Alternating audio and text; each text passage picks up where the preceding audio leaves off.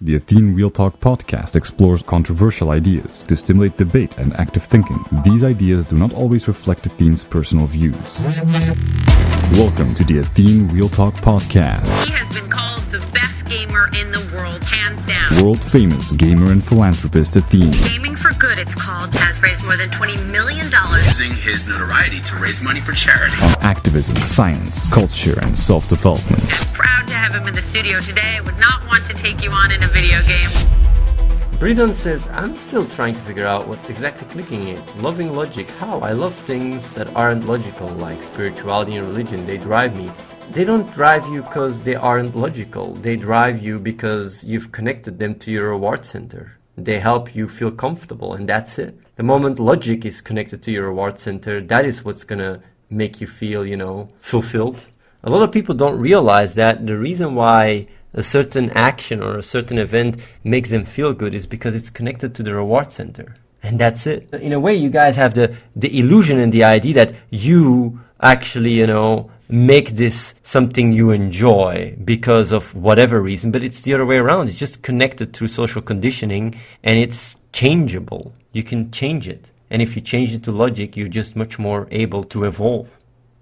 Let me explain you this. Let me define 3 realities. The objective reality, which is like gravity, applies to everyone. Subjective reality is like you really valuing something in your room or whatever. And then you have intersubjective reality. Many people valuing paper, turning it into money. Humans have a very hard time differentiating between intersubjective reality and objective reality. So if many people like something or value something, you really believe it's real. It's like money. You really think money is real. You put all your faith in it, all your trust, even though maybe tomorrow the economy collapses and your money is worthless. Yet you still have this security feeling because everybody believes it.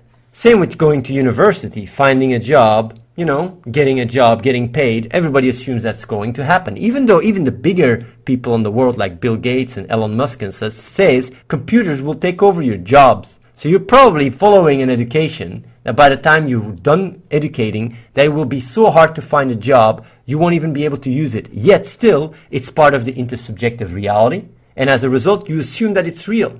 And that's the problem. People give their own critical thinking away to the intersubjective reality. While if you use your own critical thinking, you only look at the objective reality. So I'm telling you, use your own critical thinking, your own logic to look at the objective reality. Forget about the intersubjective reality, because the intersubjective reality is an illusion.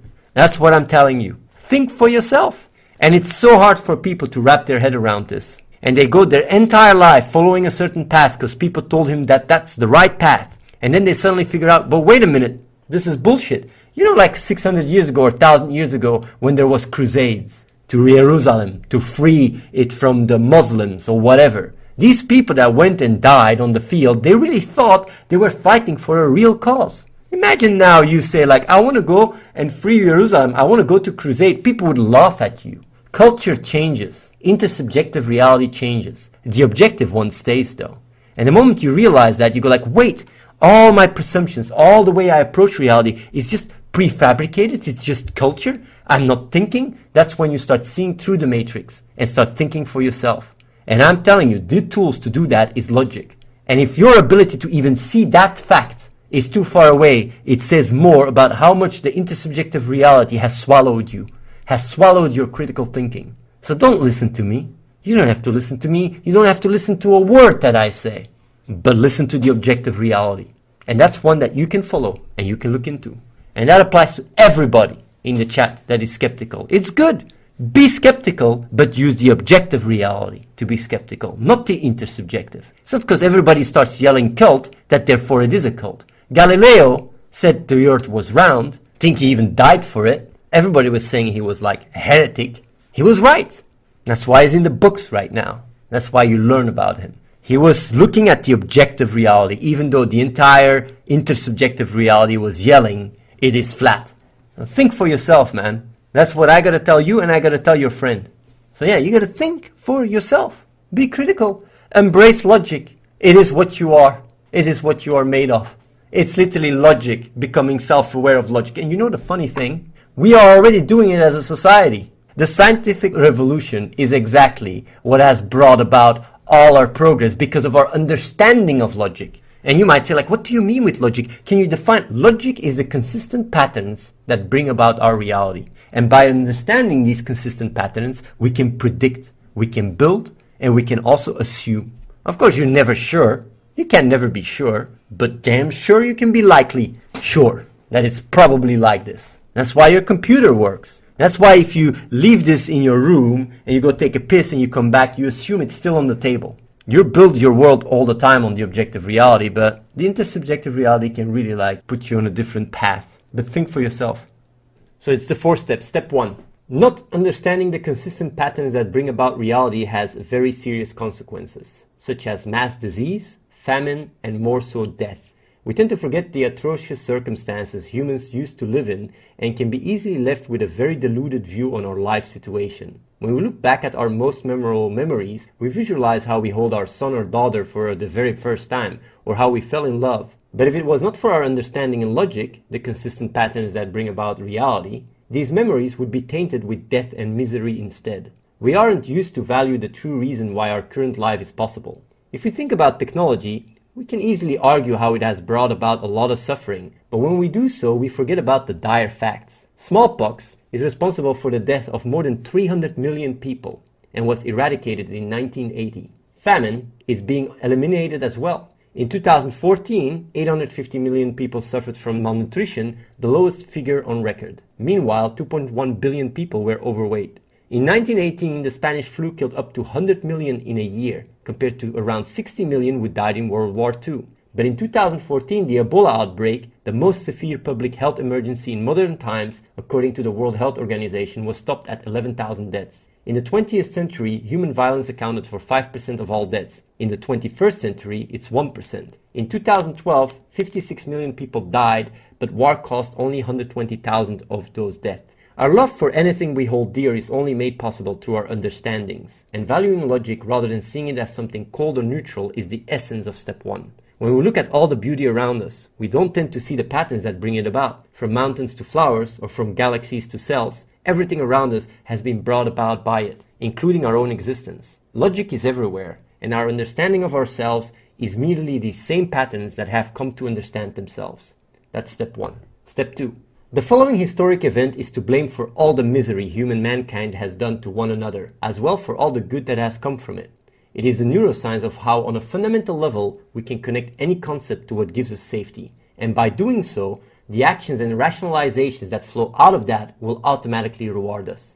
This event happens with every single one of us throughout our lives, and while this catexis is omnipresent, we are not aware of the consequences, as it shapes our true core of who we are and who we think we are by engraving it deeply within us. We tend to go about our lives very normally, forgetting that we can trace all our decisions to this one point. Being ignorant of this process is not only what leads to all our failures and duality, but to all human-caused suffering. From our holy calling to die in a crusade in 1200 to our need to post a selfie, everything can be brought back to this one core value, this one core emotion that dictates all our behavior and reasoning. From believing in God to believing in what others think about us, the underlying forces all emerge from this subconscious emotional attachment, this inner child craving for safety, and the relentless pursuit of achieving it through what it has submitted itself to. Today, this is much often comfort, while for others it can be validation or even God. Finding this core value is the essence of step 2, and it is not only crucial to set yourself free, but also vital to change the world. Step 3.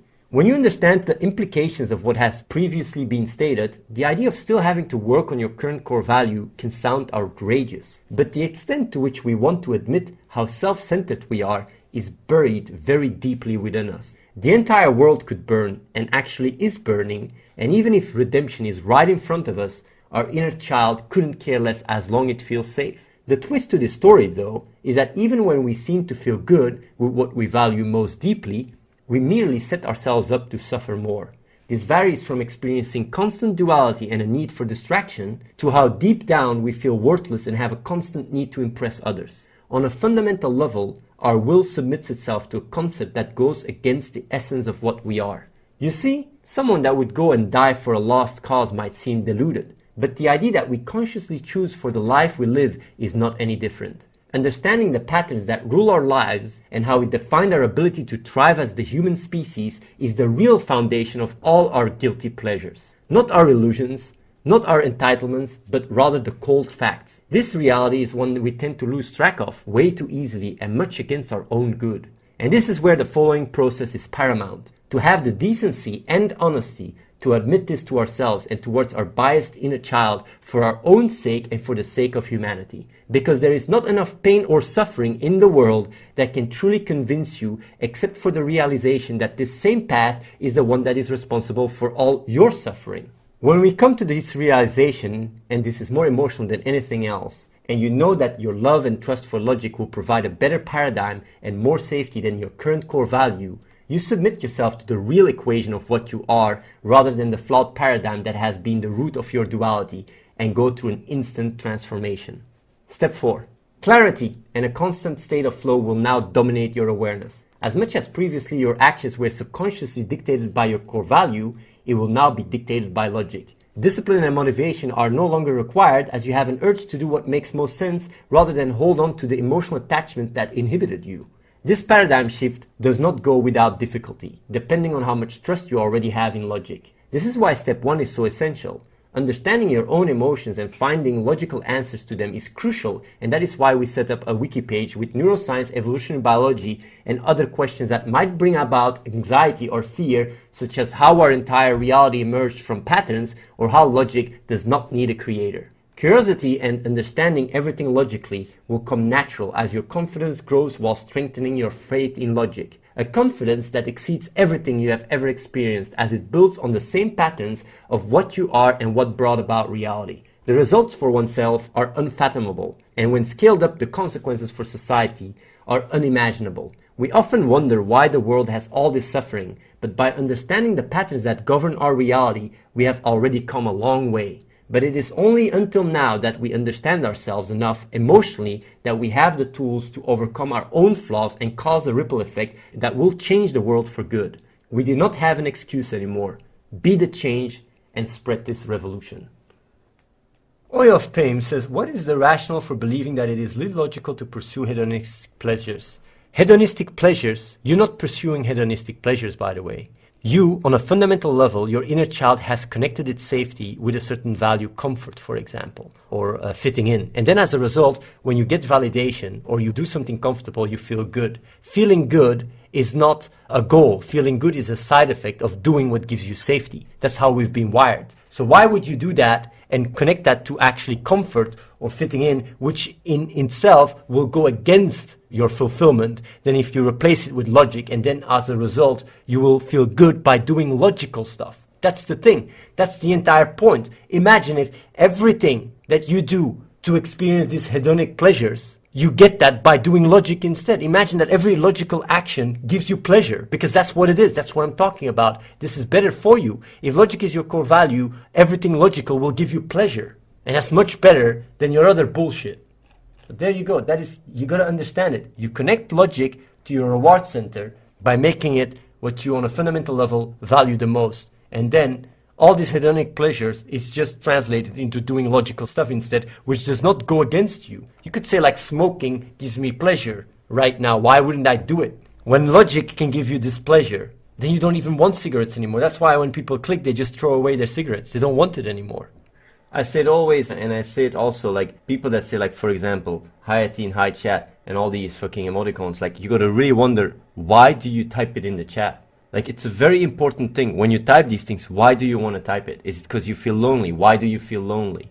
I mean, like, you gotta really go to the core emotionally. Why do you do what you do? And even your action of typing in the chat tells a lot about your core value. It tells a lot about your situation. And really dig deep. Because a lot of people, sometimes what they do, they just want validation from me. And then when I just mention their name, they feel good about themselves. But it's literally like every time you get validation, you're basically being pushed more away in your bullshit conditioning and your bullshit core value because you're getting rewarded. And it really makes you feel like it works. It's like, oh, it works. Like, I got validated, so it works. So you keep doing it. It's not good to get validated. It's actually really good to get really your face smashed when it comes down to validation. Not physical, of course, but emotional. So you really start realizing this validation bullshit is not working. I don't want it. And the moment you don't want it, you can let it go and you can replace it with logic. They feel lonely maybe because they're lonely fucks. It's not because you're lonely fucks. I mean, I can have very little social contact and still I'm not going to feel lonely because my self-worth, my value is not defined by my social interactions. Like if I walk with logic. I will never be fully, truly alone because logic will always be with me. People that need other people around them, it's because you're weak. It's because you feel worthless. If logic was there for you, and it is there for you, and you believe in that, you're never alone. It's like someone that truly believes in God, he's never alone. Same with you. If you believe in logic, if logic is your core value, you're never alone anymore. You never have to have this pain anymore and this inconfidence or this doubt. Because you know logic will take care of you. You know logic will understand, like give you answers. You just have to understand it. Ben says, isn't logic different for everybody depending on the things they went through? Logic is defined by the amount of knowledge you have.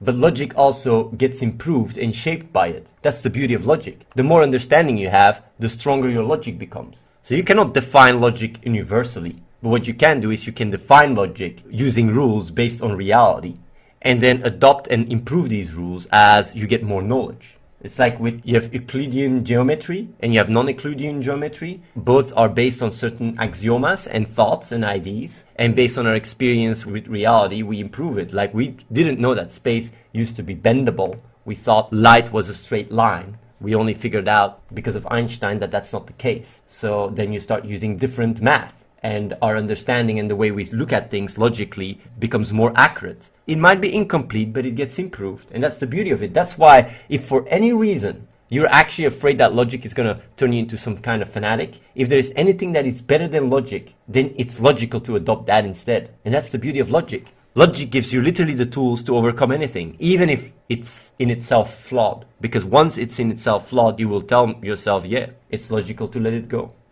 Gnom says, Athene, what's the biggest difference between people that clicked and did not click? People that clicked, I will give you a little list here. Like, actually, you can go to the wiki page, but I will just go through it. People that clicked, you will feel clear-headed in the present and in constant state of flow. You will feel driven to think logically and understand things. You will experience selfless and choiceless awareness. You will stop taking things for granted and you will find everything that surrounds you beautiful. You will feel intrinsic confidence and a sense of empowerment. You will appreciate reality for what it is, which will allow you to truly listen and understand the world from other people's perspective. All your problems will be gone instantly as you start thinking in solutions rather than problems. Your logic abilities skyrocket, such as pattern recognition and learning capabilities. You will feel no burden, story, or identity as duality ends, and you won't need to think in first or third person anymore. You will develop an urge to tell other people. You will experience a diminished urge to ease since you don't feel as much a need of rewarding yourself for it. Your social anxiety or depression will quickly fade away, which will naturally improve your ability to find a partner. You will be able to overcome addictions with ease, including a lack of desire to take drugs as you achieve the state you were using them for. There you go. Basically, bottom line, you will actually be in line with what you truly are, and all these symptoms that I'm telling you is actually what your core value currently is taking you away from. These things are normal side effects of being and living. You might wonder but why do I experience all this duality? Because you're thinking dysfunctional. It's really like, let's say you're gay and you grow up in a family and your family really tells you that homosexuality is evil and that it's all about girls, and if you're homosexual, you're gonna be burning in hell. What happens? You experience this strong urge to really suppress these emotions, and you just become more and more cuckoo. It's very similar. You have these dysfunctional beliefs that are not in line with what you are and causes you to be completely derailed. This duality that you experience, this lack of clear-mindedness, this lack of thinking structured and stuff is all is a side effect of this belief, this concept that you have adopted through growing up, like comfort or validation or fitting in, that is just bullshit. You are literally bullshitting yourself into the suffering life you're living. Literally. And you can let it go. You can let it go, adopt logic, and poof, it's literally instantaneous. It doesn't even take so much time. There's people that clicked, their entire life has changed overnight. Can you believe that? Overnight. You know why? Because they let go all their bullshit and they hung on to what actually is in line with what they are. Logic. And if you don't believe logic, look around you. Look at science. Look at all the medical prosperity and progress we've made. Like look at the prosperity medication has brought and how long a way we have come. Look at the buildings, technology, computers, everything has been brought by our understanding of logic, and we don't see that. We go through life like really headless chickens, narrow-minded people, very primitive in that little comfy bubble, and using this technology all around us to fulfill ourselves while it's just doing more damage than good. And you guys know it? If you're honest to yourself, you fucking know it. And that's why some people really want to even click, but that inner child is a kid and it loves to hold on to what it already knows works. And in order to convince that inner child, you can't do it with reason. I can talk here all day, it won't work. You got to go to yourself, face it, look in the mirror, stay there, watch yourself in your eyes, and just realize by adopting logic, you will achieve so much more than with your shitty comfort. You will be more safe, everything. Adi Hartman says, what do you mean by logic? Logic thinking. Making your core value logic is on a fundamental level, you submit your will to logic. You submit your will to these consistent patterns that bring about reality. You embrace it. You visualize logic like it's the mother of logic taking care of you and understanding it. Just like embracing God, understanding the Bible is your path, is your journey. When you submit your will to logic, your path and your journey is understanding logic. And that's what scientists do. That's what brought all of progress. And logical thinking is one thing. It's just one thing. You just start thinking more structured. You start thinking more like using scientific methods and stuff.